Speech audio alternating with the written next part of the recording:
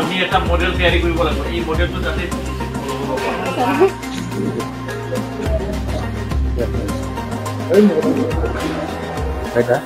আমাৰ বিটিআৰৰ চিফ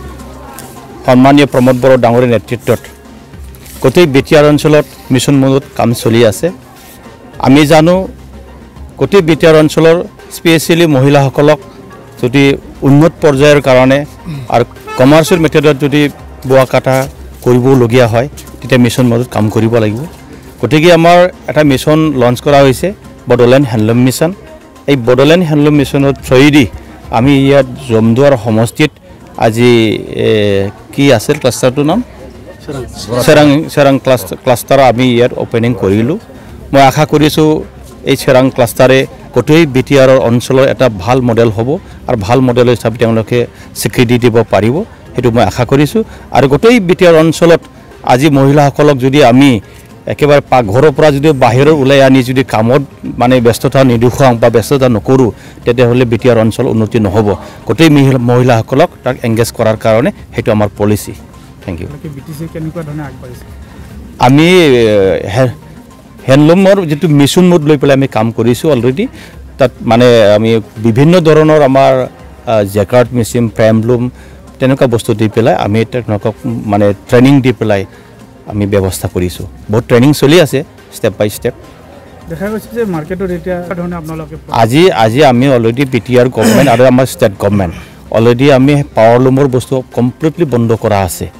আৰু কিছুমান প্ৰডাক্ট আমাৰ এতিয়া ভাল প্ৰডাক্ট আমাৰ হেণ্ডলুমৰ পৰা ওলাই আছে গতিকে হেণ্ডলুমৰ ভাল চাহিদা হৈছে ইণ্টাৰনেশ্যনেল মাৰ্কেটতো ভাল চাহিদা হৈ গৈছে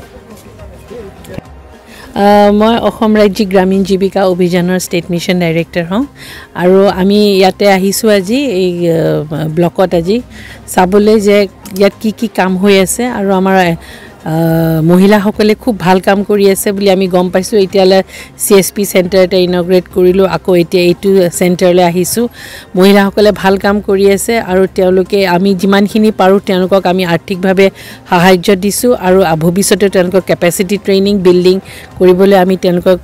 আমি আৰু দিম প্ৰশিক্ষণ দিম তেওঁলোকক আৰু লাগিলে আমি তেওঁলোকক অসমৰ বাহিৰলৈ পঠিয়াম এতিয়াও আমি সোনকালে তেওঁলোকক শুৱালকুছিলৈ পঠিয়াম তাত তেওঁলোকে ট্ৰেইনিং লৈ আহিব 21 দিনীয়া ট্ৰেইনিং এটা আছে তাৰপিছতে তেওঁলোকক লাগিলে আমি বাহিৰলৈ পঠিয়াম আৰু লগতে আমি ইয়াত আপোনালোকৰ জ্ঞাতাৰ্থে মই আকৌ জনাইছোঁ যে এটা আমি হোমষ্টে এটা কৰিম ৰাইমনা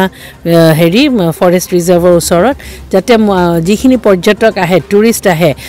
তেওঁলোকে থাকিবলৈ অসুবিধা আজিকালি মেক্সিমাম টুৰিষ্টে হোমষ্টেত থাকে চ' আমি হোমষ্টে এটা খুলিম ইয়াতে আৰু সেই আমাৰ SHG মেম্বাৰেই খুলিব আৰু তেওঁলোকে তাতে আমাৰ ফৰেনাৰ হওক বা ইণ্ডিয়ানে হওক তেওঁলোকে আহি তাত থাকিব পাৰিব আৰু তেওঁলোকে গোটেই ৰিজাৰ্ভ এইটো হৈছে মানে আনডিস্কভাৰ্ড হৈ আছে চ' এতিয়া লাহে লাহে মানস চবেই দেখা পালে কিন্তু এতিয়া যদি আমি এইটোৰ ওপৰত যদি বেছি এটা এৱেৰনেছ কেম্প এটা কৰোঁ যে ৰাইমনা তেতিয়াহ'লে মই ভাবোঁ যে গুৱাহাটীৰ পৰাই হওক বা বেলেগ ঠাইৰ পৰাই হওক কেলকাতাৰ ওচৰত আছে ইয়াৰ পৰা আহিব পাৰিব যে এইটো এটা পৰ্যটকৰ চেণ্টাৰ কৰিব বিচাৰিছোঁ আমি ৰাইমনা চ' সেইকাৰণে এতিয়া আমি ইনিচিয়েলি এটা খুলিছোঁ গোটেই অসমৰ ভিতৰত আমি 20টা চেণ্টাৰ খুলিম তাৰ ভিতৰতে এইটো আপোনালোকৰ তাত এটা আমি হোমষ্টে খুলিম আৰু সেইকাৰণে চাবলৈ আহিছোঁ আৰু ইয়াত সেইকাৰণে গোটেইখিনি চাবলৈ আহিছোঁ ভাল লাগিছে আৰু আমাৰ মহিলাসকলে যথেষ্ট ভাল কাম কৰি আছে আৰু আপোনালোকক আৰু এটা কথা জনাওঁ যে আমি ভাৰতৰ ভিতৰতে অসম ৰাজ্যিক গ্ৰামীণ জীৱিকা অভিযান এতিয়া আমি যি আমাৰ মাননীয় মুখ্যমন্ত্ৰীয়ে বিচাৰে যে আমি 1 নম্বৰ ৰাজ্য হ'ব লাগে আমি প্ৰথম 5খন ৰাজ্যৰ ভিতৰতে অসমখন আছোঁ ধন্যবাদ